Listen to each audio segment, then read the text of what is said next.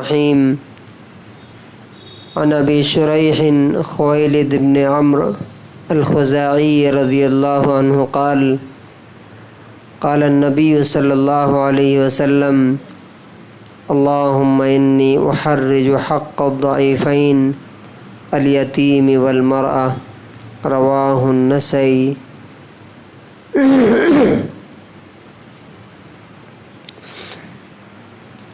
حضرت ابو شریح کہتے ہیں کہ رسول اللہ صلی اللہ علیہ وسلم نے فرمایا،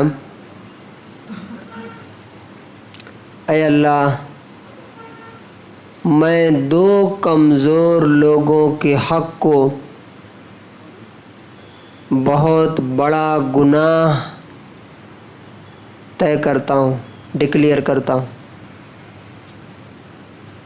دو کمزور ویک لوگوں کے حق اور ادھیکار کو، رائٹ کو بہت بڑا گناہ قرار دیتا ہوں۔ وہ دو کون ہیں کمزور؟ نمبر 1 الیتیم، اناتھ، وہ بچے جن کے باپ مر گئے بچپن میں، اور دوسرا والمرأہ، عورت، مہیلا۔ یہ حدیث جو ہے ابن ماجہ کی 3678 نمبر حدیث ہے، 3678۔ اس حدیث سے ہمیں کیا سیکھنے کو ملتا ہے؟ ہمارے لیے اس میں کیا لیسن ہے؟ کہ ویسے تو ہر آدمی کسی کا بھی حق ادھیکار چھیننا گناہ ہے نا، ظلم ہے۔ کسی کا حق مارنا کیا ہے؟ ظلم ہے، گناہ ہے، قیامت کے دن اس کا حساب دینا پڑے گا، بدلہ دینا پڑے گا، نیکی دینی پڑے گی۔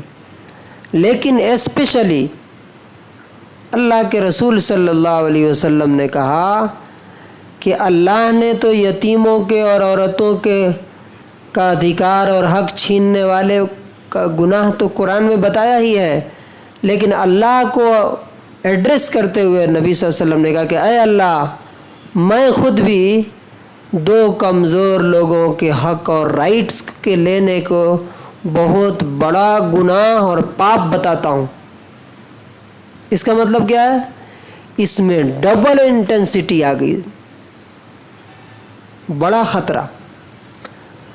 اب دیکھیے، بہت سے لوگوں کو دیکھا جاتا ہے کہ یتیم بچے ان کے فیملی میں ہوئے، ان کے مال کھا گئے مار کے۔ عورتوں کے ساتھ برابر سلوک نہیں ہے، بات بات پہ ڈانٹ دینا، مار دینا۔ عورتیں سہمی ہوئی رہتی ہیں، ڈری ہوئی رہتی ہیں، ان کے گھر میں غلام اور نوکر کی طرح رکھتے ہیں عورتوں کو۔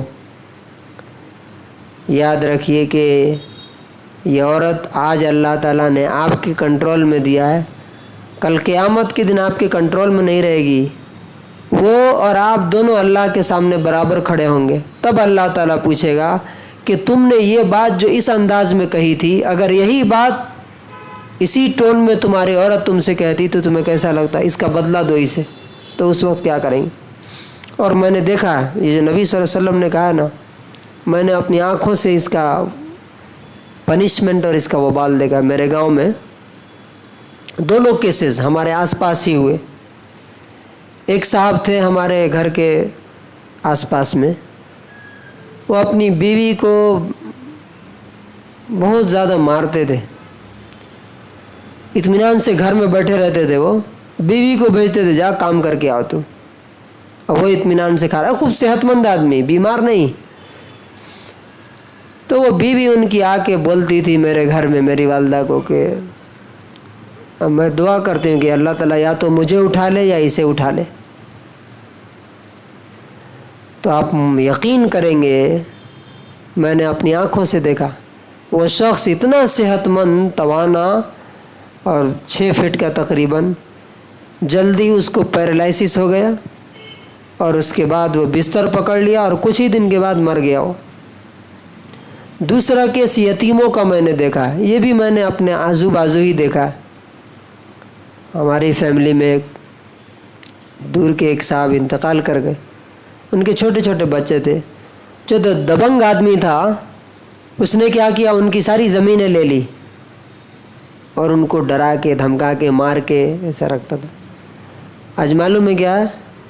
اس کے بچے بھیک مانگ رہے ہیں۔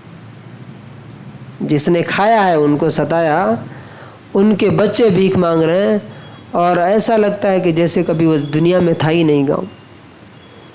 تو اللہ رسول کی باتوں کو ہلکے میں اور لائٹلی لینے والوں کو اللہ تعالیٰ دنیا میں بھی سبق سکھاتا ہے، مرنے کے بعد تو جزاء وفاقہ پورا بدلہ لیا جائے گا۔ خاص طور سے آج کا جو کی حدیث ہے، عورتوں کے بارے میں، مہیلاؤں کے بارے میں، اپنی پتنیوں کے بارے میں اللہ سے ڈرنا چاہیے۔ ان کے رائٹس جس طرح ہم چاہتے ہیں کہ ہم سے پولائٹلی، نرمی سے بات کی جائے، رسپیکٹ کے ساتھ بات کی جائے، اسی طرح ان کا بھی حق ہے۔ جس طرح ہم کھاتے ہیں اسی طرح ان کا بھی حق ہے۔ تو ان کے ایموشنز کو، جذبات کو ٹھیس پہنچانا، تکلیف پہنچانا بہت بڑا ظلم ہے، یہ اللہ کے رسول صلی اللہ علیہ وسلم نے کہا۔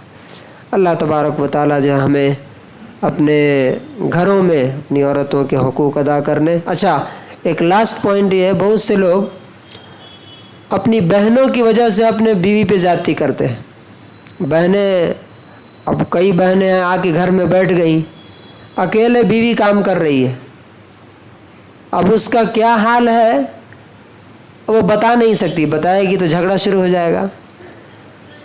تو یاد رکھیے کہ ایک طرف ماں کا اور بہن کا بھی حق اللہ نے ہی دیا ہے اور بیوی کا بھی حق اللہ ہی نے دیا ہے، تو ان دونوں کے بارے میں الگ الگ سوال ہوگا قیامت کے دن۔ اللہ تبارک و تعالی ہمیں سب کا حق ادا کرنے کی توفیق عطا فرمائے۔